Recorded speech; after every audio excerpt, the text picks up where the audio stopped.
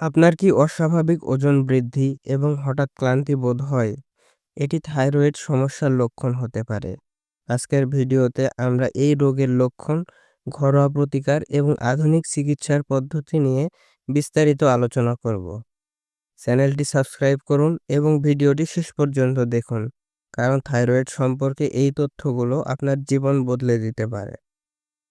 তাহলে এবার আলোচনা করব থাইরয়েড সমস্যা কী এবং এটার কারণ কী এই সম্পর্কে।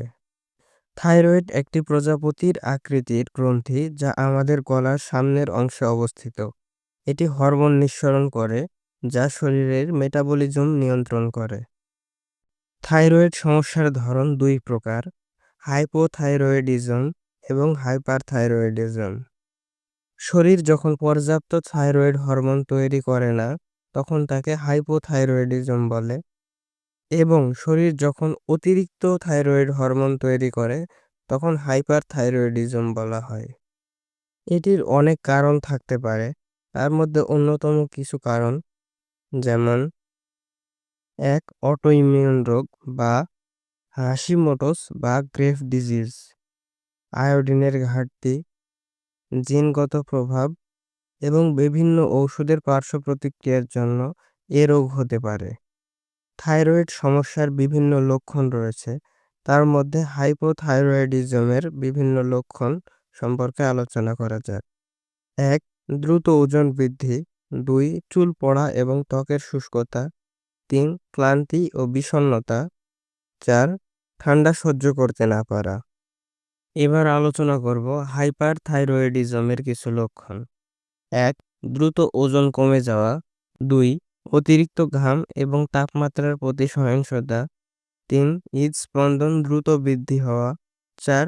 অস্থিরতা এবং অনিদ্রা। এবার আলোচনা করব থাইরয়েডের কিছু ঘরোয়া চিকিৎসা।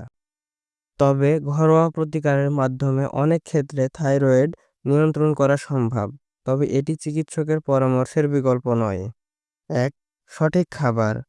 আয়োডিন সমৃদ্ধ খাবার যেমন সামুদ্রিক মাছ, ডিম, দুধ ইত্যাদি, এবং সেলেনিয়াম সমৃদ্ধ খাবার যেমন বাদাম, মাশরুম ইত্যাদি। ২. তুলসী পাতার রস। তুলসী পাতার রস হরমোনের ভারসাম্য বজায় রাখতে সাহায্য করে। ৩. ব্যায়াম এবং যোগব্যায়াম। থাইরয়েড নিয়ন্ত্রণে ব্যায়াম এবং যোগব্যায়াম খুবই কার্যকর। তবে থাইরয়েডের সমস্যা চিকিৎসার জন্য সঠিক ডায়াগনোসিস খুবই গুরুত্বপূর্ণ। রক্ত পরীক্ষা এবং আল্ট্রাসাউন্ডের মাধ্যমে এটি নির্ণয় করা হয়। থাইরয়েডের চিকিৎসায় বিভিন্ন ধরনের ঔষধ রয়েছে, যেগুলো অবশ্যই চিকিৎসকের পরামর্শ অনুযায়ী সেবন করা উচিত, এবং আয়োডিন থেরাপি, যা হাইপারথাইরয়েডিজমের জন্য রেডিও অ্যাক্টিভ আয়োডিন ব্যবহার করা হয়। তবে যদি থাইরয়েড গ্রন্থি খুব বড় হয় বা ক্যান্সার শনাক্ত হয়, তবে সার্জারি প্রয়োজন হতে পারে। থাইরয়েড সম্পর্কে আমাদের অনেকেরই অনেক প্রশ্ন থাকে। চলুন এর মধ্যে কিছু গুরুত্বপূর্ণ প্রশ্নের উত্তর দেওয়া যাক। প্রশ্ন নম্বর ১. থাইরয়েড রোগ কি পুরোপুরি সারানো সম্ভব? দেখুন, থাইরয়েড সমস্যাটি সম্পূর্ণরূপে সারানো না গেলেও সঠিক চিকিৎসায় এটি নিয়ন্ত্রণে রাখা সম্ভব। প্রশ্ন নম্বর ২. থাইরয়েডের জন্য সঠিক খাবার কি কি? এক্ষেত্রে আপনি আয়োডিন এবং সেলেনিয়াম সমৃদ্ধ খাবার যেমন সামুদ্রিক মাছ, ডিম, বাদাম এবং দুধ এইসব খেতে পারেন। প্রশ্ন নম্বর ৩. থাইরয়েড কি ওজন কমানো বা বাড়ানোর কারণ হতে পারে? হ্যাঁ, অবশ্যই। হাইপোথাইরয়েডিজম ওজন বৃদ্ধি করে এবং হাইপারথাইরয়েডিজম ওজন কমায়। প্রশ্ন নম্বর ৪. থাইরয়েড অপারেশনের পর স্বাভাবিক জীবনযাপন সম্ভব কি? হ্যাঁ, সঠিক চিকিৎসা এবং ঔষধ গ্রহণের মাধ্যমে স্বাভাবিক জীবনযাপন সম্ভব। তবে থাইরয়েড সমস্যাকে অবহেলা করা যাবে না।